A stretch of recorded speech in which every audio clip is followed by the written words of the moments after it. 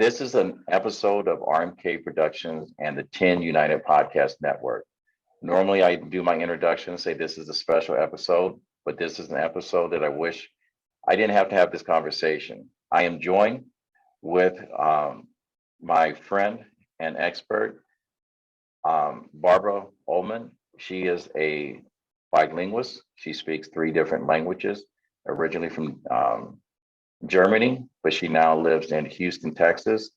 And today we're going to talk about the tragedy in Texas.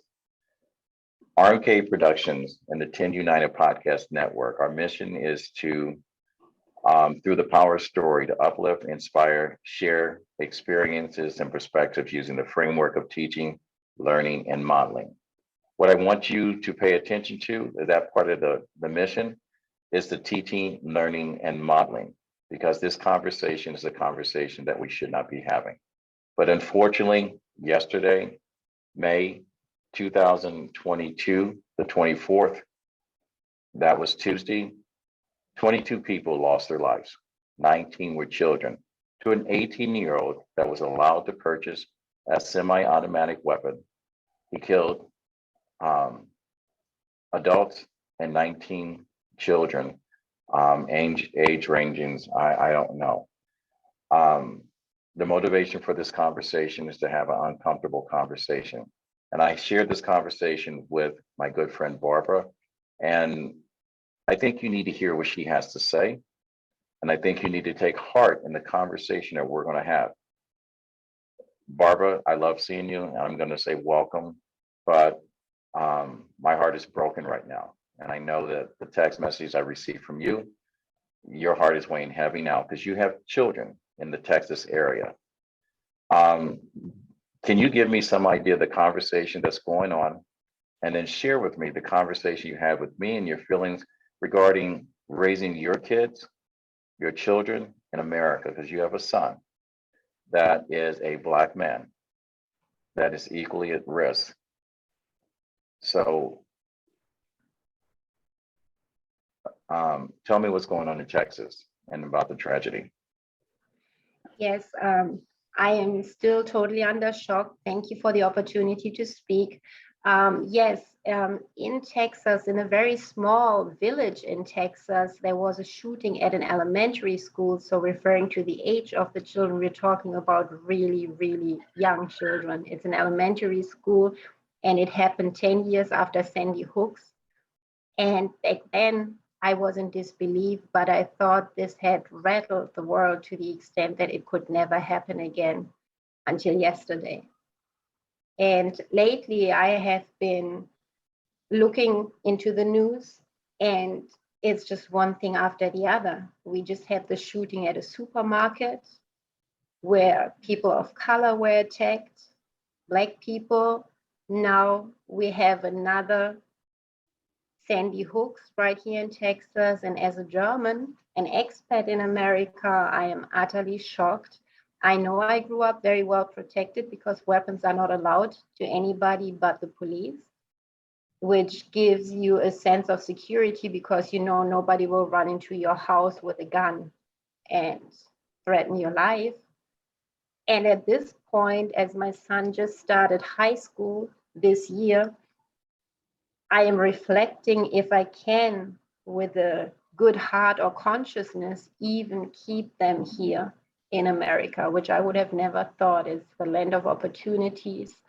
And it seems to be a place with so much potential. And there are a lot of wonderful people everywhere. But at this point, I'm really shocked and very heartbroken because this violence does not seem to end. And we keep discussing the gun policies over and over again, but it keeps happening. And I have the feeling after the pandemic, people have become more disturbed. You know, they have lost their social skills and things have become worse, not better. I was under the impression 2 years ago that the world who united finding the medicine that can heal us all would unite us forever. And now we're sitting here and one tragedy follows the other. So I'm really speechless, I'm heartbroken. And I just don't know if this is a safe place anymore for me, It, especially my children. it's amazing, and I know a lot of people are shocked by what's going on. I mean, it has not been 2 weeks since the shooting in Buffalo, when another 18-year-old randomly, and he videotaped this and streamed it as he took the lives of Black people, as he hunted them down, as he stalked them 24 hours before he actually pulled a trigger. We just got over George Floyd. If you look at the fact that our legal system has taken the life, our justice system has taken the life of 222 people of color. And if you go back through the history, that number is staggering. And then 2 weeks later, to have an 18-year-old, and as much as I would like to say it's a white young man, it's a Hispanic young man, Mr. Salvador Ramos, 18 years old, was allowed to purchase basically a machine gun, by my interpretation, and able to walk in to a school and kill children without cause. You're not the only person outside the United States that I've spoke to today that are dazed and confused, because in their country, no one's allowed to carry a gun unless they're law enforcement officers. But for some reason, our interpretation and perspective of our constitutional right in order to bear arms, we've gotten confused, and we looked for a loophole. In Georgia, they are now having a open carry law. In my mind, it's just an easier way to systematically incarcerate people. But you have to look at the fact that what are guns designed for? If you want to know the truth, it's designed to do one thing: to destroy whatever it comes in contact with. 22 lives perished yesterday. And I too contemplate, is this the country that I want to raise my kids, my grandkids, or my friends? You know, we have politicians that talk about gun control and our freedom to bear arms. And I'm going to tell you, look in the eyes of each one of these parents that lost a child. Look at the cousins and the family members that lost a grandmother. Look at the people that were associated with the teacher that lost her life, and ask them to define gun control. What is it going to take for us to stop this senseless taking of life? And where does this come from? Who's teaching us? I ask you, Barbara. Yes, as a mother and also as an educator for 20 plus years, I also have to think about what is instilled in our children. Where does it come from? Just like you said, because it is not understandable. Because like I said, I thought we were unified to an extent that we never had before through a cruel pandemic. And now it seems like things are getting worse instead of better. And it is heartbreaking. I do not understand it. I go back to Shakespeare, who said way back in The Merchant of Venice, if you prick us, do we not bleed? So the conscientious knowledge of, well, what I do affects them as it affects me. If I take this little kid away from their parents, I know the pain. I can't even say that I do not, because we all are in a social group. We all have family and friends. So everybody knows what it feels like, and yet it still happens. I feel you need to walk in somebody else's shoes. You need to understand. I feel communication at this point is really based on empathy. You need to fully understand where people are coming from. Even if you refer to the Bible and they say that clearly too, you know, don't do what you don't want other people to do to you.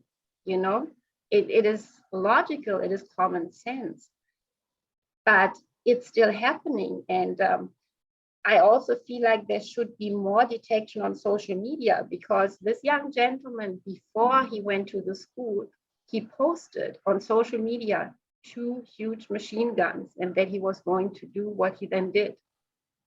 I don't understand that there's not an alert that pops up right away and says, like, this came, we can ping it to this computer and we've got to run, and stop this person before it happens, on top of preventive measures, you know. So social media. This is not the first time that I've heard a tragedy connected to social media or the internet. We've had conversations, and you and I've shared conversations about trafficking and how it's become so widespread because access to the highway and access to the superhighway, that the internet. The people that are making billions of dollars from TikTok, Instagram, Facebook, including YouTube. Do you think, and I'm asking you guys, because you're making billions off the content of every single person on there, do you think it's your responsibility in order to at least wave a red flag when you see something that says authorities to look into it? Or is it because where the source of the red flag is coming from, you overlooked it until we have to react after the fact? How many more lives do we have to lose? How many more funerals or obituaries needed to be written before someone on Capitol Hill says enough is enough? There's a representative called Ted Cruz that basically says gun control is not the problem. I know if you put a needle in a junkie's arm, they look for the drug dealer. Are the manufacturers of guns that lobby in order to have submachine guns because people want to hunt? I've never seen anyone shoot a deer or any other animal with a machine gun. So the only time I've ever seen a machine gun ever being used is an act of war or terrorism. Really, who's responsible for this? Let's think about it. Who should be putting the brakes on having access not only to illegal weapons, but legal weapons? And I know I'm going to get a lot of flack for what I just said. And I'm going to say this, I really don't give a crap. And I know to the 22 people that lost their life yesterday, and to the 12 families that are burying family members from Buffalo last week, they don't give a crap how you feel or if you're offended.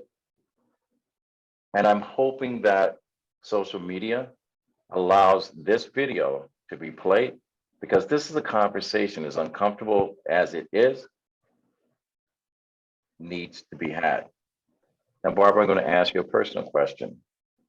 How did the conversation of the news that just happened, how was it received by your children? If you can share that with us. Yes, at the time I was reading through it, my daughter was still awake, but my son was already sleeping. It's still school time, so they go to bed fairly early. So this morning I didn't have that much time to speak to my son about it, but my daughter, she researched with me, and she was actually the person that found the information about it being posted on social media. And you see those giant 2 machine guns posted, the person shared the intent. And I feel like social media has a huge responsibility and also the power to spread good and bad. And at this point, I really feel like that there should be something that goes off. All the time they tell us, oh, be careful, Big Brother is watching you. And this can happen. Somebody can post this with an intent and still nothing happens. No alarm goes off. No parent is aware of what's happening. I think there must be more child protection too. In the end, he's 18. He's just growing into becoming an adult. He's not fully until 21 in a way, in some ways. The same with the person in Buffalo.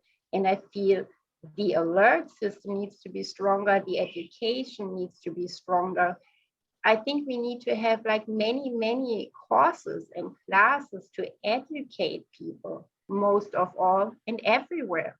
You can reach so many people. If you have 1 million followers, reach out and find solutions.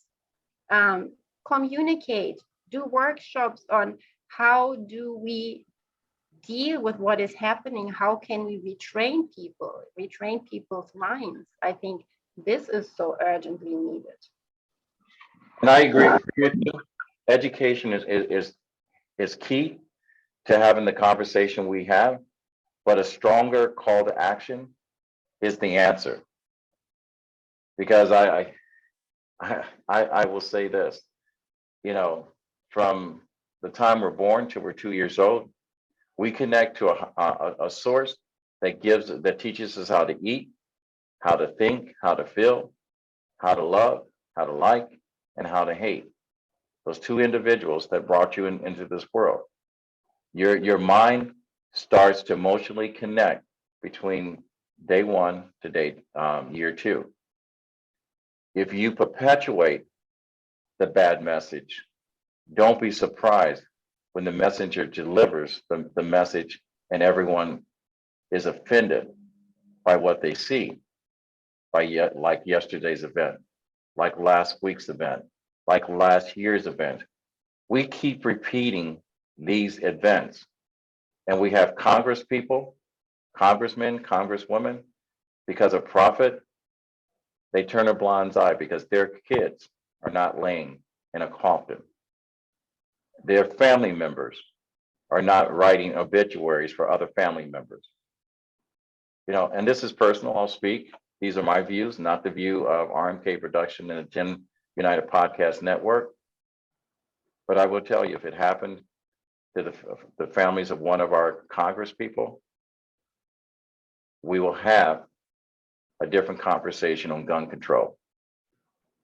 If we took and put a gun in the hands of every single person, melanated person in this country, tomorrow morning, I can almost tell you, we will have not only a conversation for gun control, we will have lobbyists fighting for gun control.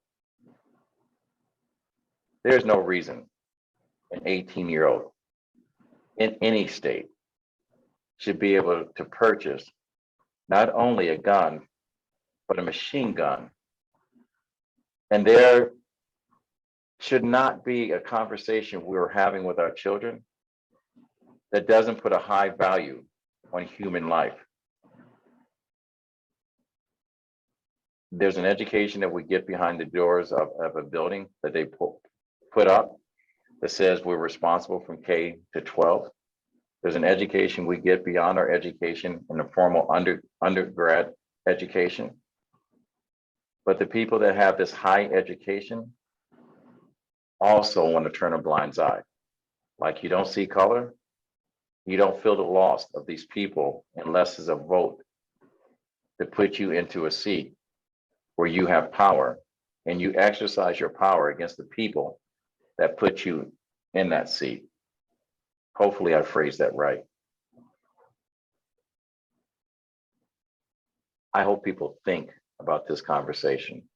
I hope people are angry. I hope every single major corporation, manufacturer of any product that is marketed to any person that takes a breath, takes a stand against this. You know, argument today, our president took a very soft approach on this. I didn't see it, so I can't comment on it. Matthew McConaughey, actor, activist, took a very strong approach to this problem. And it is a problem. It's a disease connected to profit.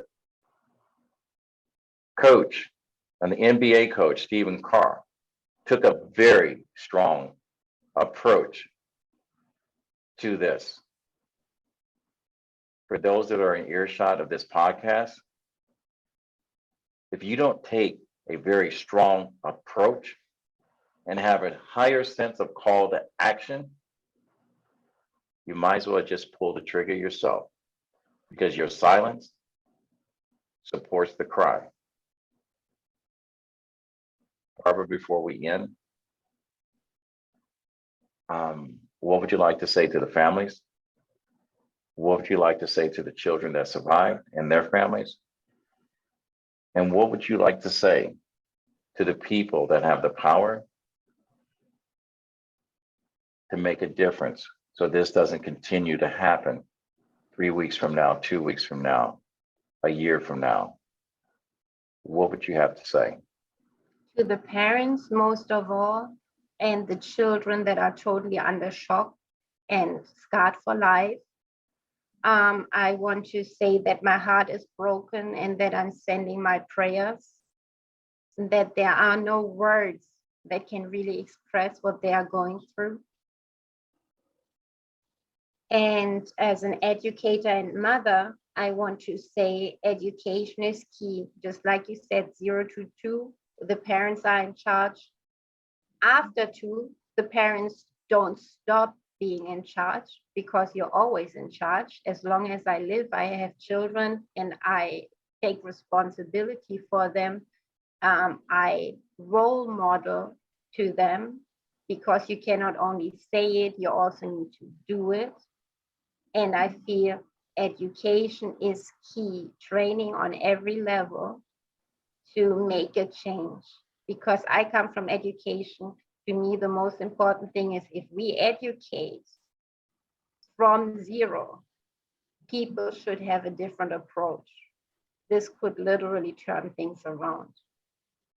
Because like I said at the beginning of the conversation, by the end of the day, we are all humans and we do know what it feels like. Even if it did not happen to us personally, we do have an understanding of this unbearable pain that was caused so many times, and the last time just yesterday. And to my listeners, and I am so blessed that the people that follow RMK Productions and the 10 United Podcast Network, the people that have subscribed and followed us on our YouTube page, I just want to say personally, thank you for doing so. But I also want to say to anyone that never comments on a video, I don't look for likes or comments or whatever the case may be. I'm a storyteller. And that's what I do with my books. That's what I do in my public speaking. But this is the story that I honestly wish I didn't have to tell.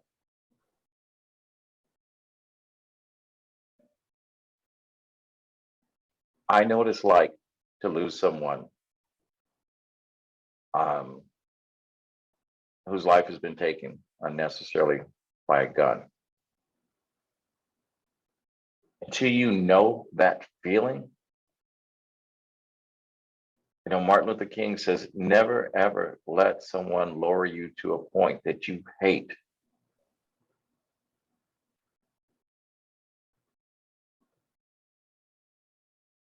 I hate guns. I hate the people that can justify having a gun to take someone's life. We don't need protection in this country. Like Barbara said, we need education. We need compassion. You know, the pandemic showed us that we cannot be unified because we're separate, because everyone has their own agenda. But I want you to look into the eyes of those parents that have to bury a child way too soon. You look at those children that mutually are going to share a memory that will never be erased. You listen to the conversation of Barbara having to talk to her kids, that's saying this is the land of the free and the brave, and she questions the fact that she wants to raise her children in this place that's supposed to be so great. People, as Americans, we snub our nose to every other country and talk about how great we are. But who's perpetuating the lie? I spoke to 3 people today from other countries. And they says, how did an 18-year-old get a gun? I want you to ask yourself as a parent, how do you position yourself as a responsible human being and allow your child to show up on a Black girl's door with a whip and beat that and put it on social media, and then have the father with a gun threaten the father that's protecting his child, and the gun goes off and he almost shoots his own child and says that the law is protecting him. We witnessed George Floyd. We witnessed Breonna Taylor. We witnessed the assassination of the Kennedy brothers. We witnessed the assassination of Malcolm X.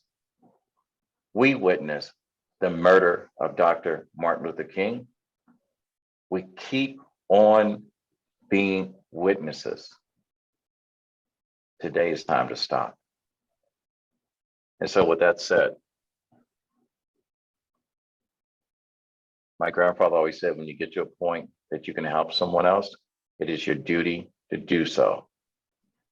People of America, stop talking about education and start creating action that supports that education.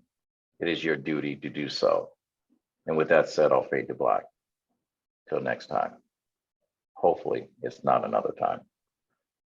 This is an episode of Talking Wit, Kevin and Son. I am joined with my guest and friend, Barbara Ullman, bilinguist. This is a sad day to be an American.